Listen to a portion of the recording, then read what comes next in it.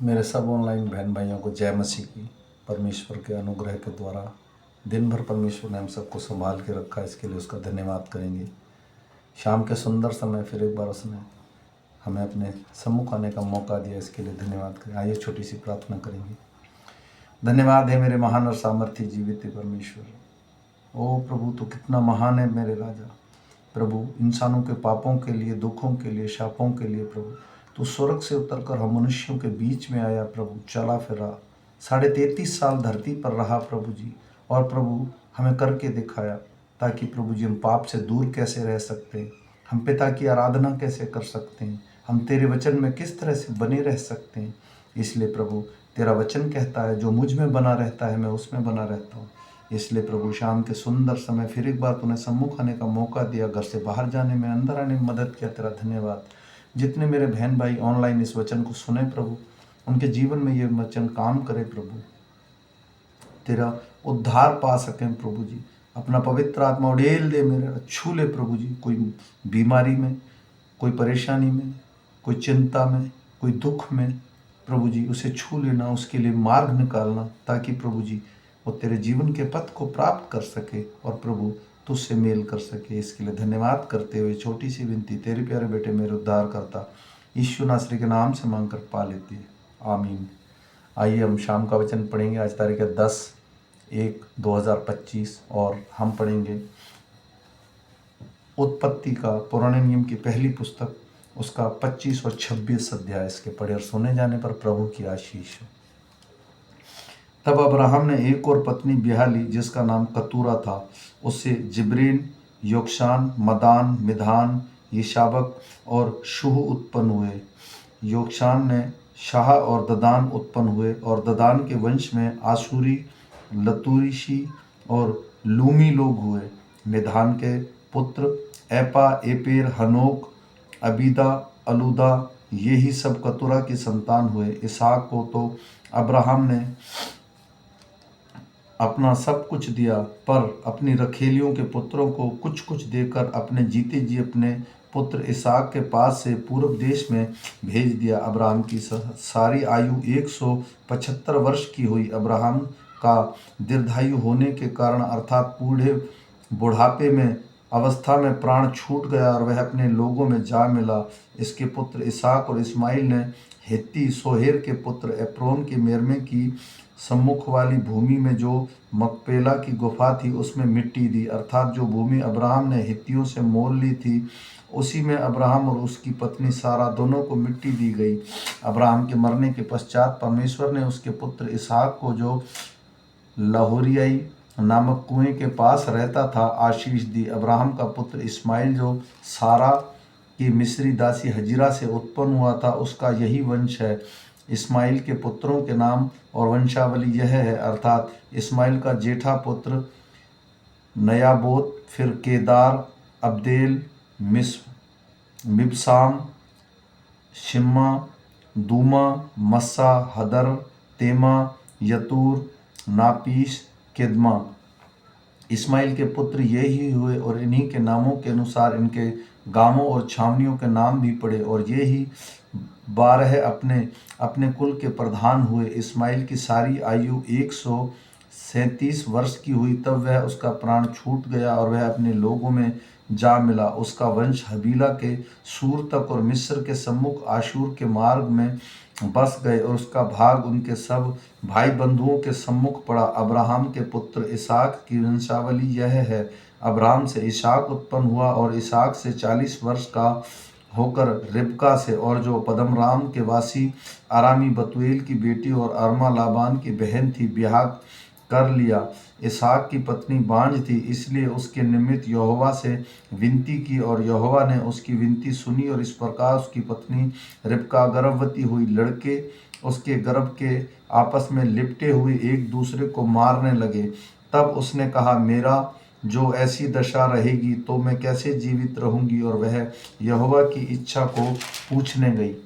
तब यहोवा ने उससे कहा, तेरे गर्भ में 2 जातियां हैं, और तेरी कोख से निकलते ही 2 राज्यों के लोग अलग अलग होंगे। एक का राज्य दूसरे लोगों से अधिक सामर्थी होगा, और बड़ा बेटा छोटे की अधीन होगा। जब उसके प्रसव का समय आया तब वह प्रकट हुआ और उसके गर्भ में जुड़वा बालक हैं। पहला तो उत्पन्न हुआ, वह लाल निकला और उसका सारा शरीर कंबल के समान रोम्य था, इसलिए उसका नाम एसाव रखा गया। पीछे उसका भाई अपने हाथ से एसाव का एड़ी पकड़े हुए उत्पन्न हुआ और उसका नाम याकूब रखा गया। जब रिबका ने उनको जन्म दिया तब इसहाक 60 वर्ष का था। फिर वे लड़के बढ़ने लगे और एसाव तो बनवासी होकर चतुर शिकार खेलने वाला हो गया, पर याकूब सीधा मनुष्य था और तंबू में रहा करता था। इसहाक एसाव के आहेर का मांस खाया करता था, इसलिए वह उससे प्रीति रखता था, पर रिबका याकूब से प्रीति रखती थी। एक दिन याकूब भोजन के लिए कुछ दाल पका रहा था और एसाव जंगल से थका हुआ आया। तब एसाव ने याकूब से कहा, वह जो लाल वस्तु है उस लाल वस्तु में से मुझे कुछ खिला, क्योंकि मैं थका हूँ। इस कारण उसका नाम एदोम भी पड़ा। याकूब ने कहा, अपना पहलौठे का अधिकार आज मेरे हाथ बेच दे। एसाव ने कहा, देख मैं तो अभी मरने पर हूँ, इसलिए पहलौठे के अधिकार से क्या लाभ होगा। तब याकूब ने उससे अभी शपथ खा। तब उसने उसकी शपथ खाई और अपने पहलौठे का अधिकार याकूब के हाथ बेच डाला। इस पर याकूब ने एसाव को रोटी और पकी हुई मसूर की दाल दी और उसने खाया पिया और उठकर चला गया। यूं एसाव ने अपने पहलौठे का अधिकार तुच्छ जाना। उस देश में अकाल पड़ा और वह पहले अकाल से अलग था जो अब्राहम के दिनों में पड़ा था। इसलिए इसहाक गरार के पलिश्तियों के राजा अबीमेलेक के पास गया। वहां यहोवा ने उसके दर्शन देकर कहा, मिस्र में मत जा, जो देश मैं तुझे बताऊं उसी में रह। तू इसी देश में रह और मैं तेरे संग रहूंगा और तुझे आशीष दूंगा और यह सब देश मैं तुझी को और तेरे वंश को दूंगा, और जो शपथ मैंने तेरे पिता अब्राहम से खाई थी उसे भी पूरा करूंगा। मैं तेरे वंश को आकाश के तारागण के समान करूंगा और मैं तेरे वंश को ये सब देश दूंगा और पृथ्वी की सारी जातियां तेरे वंश के कारण उन अपने में धन्य मानेंगी, क्योंकि अब्राहम ने मेरी मानी और जो मैंने उसे सौंपा था उसको और मेरी आज्ञा और विधियों और व्यवस्था का पालन किया। इसलिए इसहाक गरार में रह गया। जब उस स्थान के लोगों ने उसकी पत्नी के विषय में पूछा तब उसने यह सोचकर कि यदि मैं उसको अपनी पत्नी कहूँ तो यहाँ के लोग रिबका के कारण जो परम सुंदरी है मुझे मार डालेंगे। उत्तर दिया, वह तो मेरी बहन है। जब उसके वहाँ रहते हुए दिन बीत गए तब एक दिन फिलिस्तीस के राजा अबीमेलेक ने खिड़की से झांक कर क्या देखा कि इसहाक अपनी पत्नी रिबका के साथ क्रीड़ा कर रहा है। तब अबीमेलेक ने इसहाक को बुलाकर कहा, वह तो निश्चय तेरी पत्नी है, फिर तूने क्यों अपनी बहन कहा? इसहाक ने उत्तर दिया, मैंने सोचा था कि ऐसा ना हो कि उसके कारण मेरी मृत्यु हो। अबीमेलेक ने कहा, तूने हमको यह क्या किया? ऐसे तो प्रजा का कोई भी तेरी पत्नी के साथ सहज से कुकर्म कर सकता और तू हमको पाप में फंसाता। इसलिए अबीमेलेक ने अपनी सारी प्रजा को आज्ञा दी, जो कोई उस पुरुष को या उस स्त्री को छुए वह निश्चय मार डाला जाए। फिर इसहाक ने उस देश में जोता बोया और उस वर्ष में 100 गुना फल पाया और यहोवा ने उसको आशीष दी। वह बढ़ा और उसकी उन्नति होती चली गई, यहाँ तक कि वह अति महान पुरुष हो गया। जब उसकी भेड़ बकरियां, गाय बैल और बहुत से दास दासियां हुई तब फिलिस्तीसी उससे डहा करने लगे। इसलिए जितने कुओं में से उसके पिता अब्राहम के पास दासों के अब्राहम के जीते जी खोदा था उसको फिलिस्तीसियों ने मिट्टी से भर दिया। तब अबीमेलेक ने इसहाक से कहा, हमारे पास से चला जा, क्योंकि तू हमसे बहुत सामर्थी हो गया है। अंत इसहाक वहां से चला गया और गरार की घाटी में अपना तंबू खड़ा करके वहां रहने लगा। तब जो कुएं उसके पिता अब्राहम ने खुदवाए थे और अब्राहम के मरने के बाद फिलिस्तीसी ने भर दिए थे, उसको इसहाक ने फिर खुदवाया और उनमें के नाम रखे जिसका पिता ने रखे थे। फिर इसहाक ने दासों की घाटी में खोदते खोदते जल का एक सोता मिला। तब गरार के चरवाहे ने इसहाक के चरवाहों से झगड़ा किया और कहा, यह जल हमारा है। इसलिए उसने उन कुओं का नाम ऐसा रखा क्योंकि वे उसे झगड़ते थे। फिर उन्होंने दूसरा कुआं खोदा और उन्होंने उसके लिए भी झगड़ा किया, इसलिए उसने उसका नाम सितना रखा। तब उसने वहां से निकलकर एक कुआं खुदवाया और उसके लिए उन्होंने झगड़ा ना किया, इसलिए उसका नाम यह कहकर रहाबोत रखा। अब तो यहोवा ने हमारे लिए बहुत स्थान दिया है और हम इस देश में फूलेंगे फलेंगे। वहां से सब बेरशेबा को गए और उसी दिन यहोवा ने रात को उस दर्शन देकर कहा, मैं तेरे पिता इब्राहिम का परमेश्वर हूँ, मत डर, क्योंकि मैं तेरे साथ हूँ और अपने दास अब्राहम के कारण मैं तुझे आशीष दूंगा और तेरा वंश बढ़ाऊंगा।